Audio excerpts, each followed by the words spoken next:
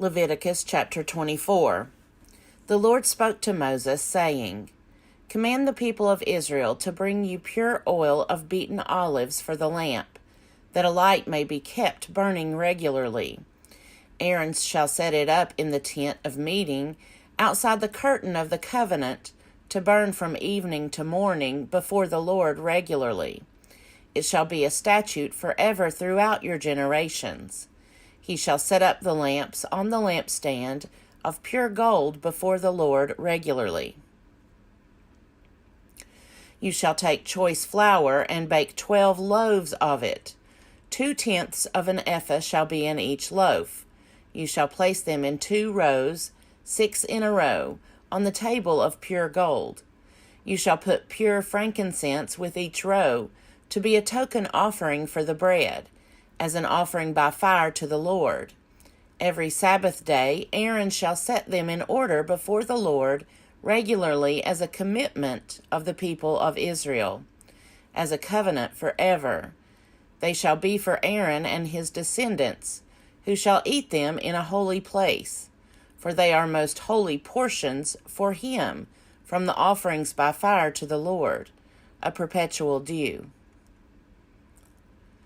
A man whose mother was an Israelite and whose father was an Egyptian came out among the people of Israel, and the Israelite woman's son and a certain Israelite began fighting in the camp. The Israelite woman's son blasphemed the name in a curse, and they brought him to Moses. Now his mother's name was Shelomith, daughter of Dibri, of the tribe of Dan, and they put him in custody until the decision of the Lord should be made clear to them. The Lord said to Moses, saying, Take the blasphemer outside the camp, and let all who were within hearing lay their hands on his head, and let the whole congregation stone him, and speak to the people of Israel, saying, Anyone who curses God shall bear the sin. One who blasphemes the name of the Lord shall be put to death. The whole congregation shall stone the blasphemer. Aliens as well as citizens, when they blaspheme the name, shall be put to death. Anyone who kills a human being shall be put to death. Anyone who kills an animal shall make restitution for it, life for life. Anyone who maims another shall suffer the same injury in return, fracture for fracture, eye for eye, tooth for tooth. The injury inflicted is the injury to be suffered. One who kills an animal shall make restitution for it, but one who kills a human being shall be put to death. You shall have one law for the alien and for the citizen, for I am the Lord your God. Moses spoke thus to the people of Israel, and they took the blasphemer outside the camp and stoned him to death. The people of Israel did as the Lord had commanded Moses. Leviticus chapter 25. The Lord spoke to Moses on Mount Sinai, saying, Speak to the people of Israel and say to them, When you enter the land that I am giving you, the land shall observe a Sabbath for the Lord. 6 years you shall sow your field, and 6 years you shall prune your vineyard, and gather in their yield. But in the 7th year there shall be a Sabbath of complete rest for the land, a Sabbath for the Lord. You shall not sow your field or prune your vineyard. You shall not reap the aftergrowth of your harvest or gather the grapes of your unpruned vine. It shall be a year of complete rest for the land. You may eat what the land yields during its Sabbath, you, your male and female slaves, your hired and your bound laborers who live with you, for your livestock also, and for the wild animals in your land, all its yield shall be for food. You shall count off 7 weeks of years, 7 times 7 years, so that the period of 7 weeks of years gives 49 years.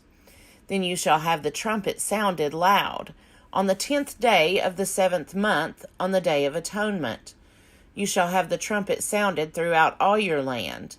And you shall hallow the 50th year, and you shall proclaim liberty throughout the land to all its inhabitants. It shall be a jubilee for you. You shall return, every one of you, to your property, and every one of you to your family. That 50th year shall be a jubilee for you. You shall not sow or reap the aftergrowth, or harvest the unpruned vines, for it is a jubilee. It shall be holy to you. You shall eat only what the field itself produces.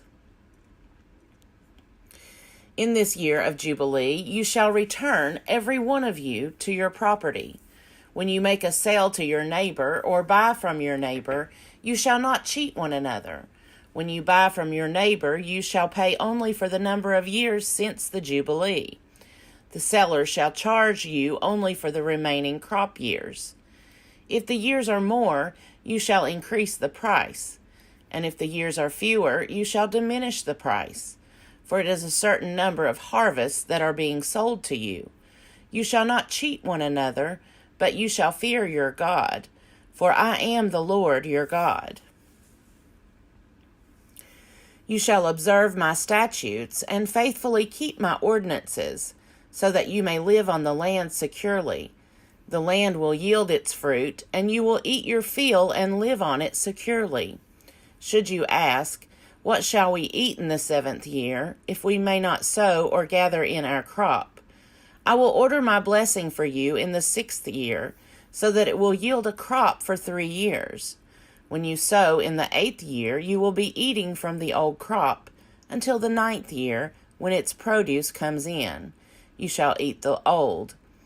The land shall not be sold in perpetuity, for the land is mine. With me you are but aliens and tenants. Throughout the land that you hold, you shall provide for the redemption of the land. If any one of your kin falls into difficulty and sells a piece of property, then the next of kin shall come and redeem what the relative has sold. If the person has no one to redeem it, but then prospers and finds sufficient means to do so, the years since its sale shall be computed, and the difference shall be refunded to the person to whom it was sold, and the property shall be returned. But if there are not sufficient means to recover it, what was sold shall remain with the purchaser until the year of Jubilee. In the Jubilee it shall be released, and the property shall be returned. If anyone sells a dwelling house in a walled city, it may be redeemed until a year has elapsed since its sale. The right of redemption shall be 1 year. If it is not redeemed before a full year has elapsed, a house that is in a walled city shall pass in perpetuity to the purchaser throughout the generations. It shall not be released in the Jubilee. But houses in villages that have no walls around them shall be classed as open country. They may be redeemed, and they shall be released in the Jubilee. As for the cities of the Levites shall forever have the right of redemption of the houses in the cities belonging to them. Such property as may be redeemed from the Levites, houses sold in a city belonging to them, shall be released in the Jubilee, because the houses in the cities of the Levites are their possession among the people of Israel. But the open land around their cities may not be sold, for that is their possession for all time. If any of your kin fall into difficulty and become dependent on you, you shall support them. They shall live with you as though resident aliens. Do not take interest in advance or otherwise make a profit from them, but fear your God. Let them live with you. You shall not lend them your money at interest taken in advance, or provide them food at a profit. I am the Lord your God, who brought you out of the land of Egypt, to give you the land of Canaan, to be your God. If any who are dependent on you become so impoverished that they sell themselves to you, you shall not make them serve as slaves. They shall remain with you as hired or bound laborers. They shall serve with you until the year of Jubilee. Then they and their children with them shall be free from your authority. They shall go back to their own family and return to their ancestral property. For they are my servants. whom I brought out of the land of Egypt. They shall not be sold as slaves are sold. You shall not rule over them with harshness, but shall fear your God. As for the male and female slaves whom you may have, it is from the nations around you that you may acquire male and female slaves. You may also acquire them from among the aliens residing with you, and from their families that are with you, who have been born in your land, and they may be your property. You may keep them as a possession for your children after you, for them to inherit as property. These you may treat as slaves. But as for your fellow Israelites, no one shall rule over the other with harshness. If resident aliens among you prosper, and if any of your kin fall into difficulty with one of them and sell themselves to an alien, or to a branch of the alien's family, after they have sold themselves, they shall have the right of redemption. One of their brothers may redeem them, or their uncle's son may redeem them, or any one of their family who is of their own flesh may redeem them. Or if they prosper, they may redeem themselves. They shall compute with the purchaser the total from the year when they sold themselves to the alien until the Jubilee year. The price of the sale shall be applied to the number of years. The time they were with the owner shall be rated as the time of a hired laborer. If many years remain, they shall pay for their redemption in proportion to the purchase price. And if few years remain until the Jubilee year, they shall compute thus. According to the years involved, they shall make payment for their redemption. As a laborer hired by the year, they shall be under the alien's authority, who shall not, however, rule with harshness over them in your sight. And if they have not been redeemed in any of these ways, they and their children with them shall go free in the Jubilee year. For to me the people of Israel are servants. They are my servants, whom I brought out from the land of Egypt. I am the Lord your God.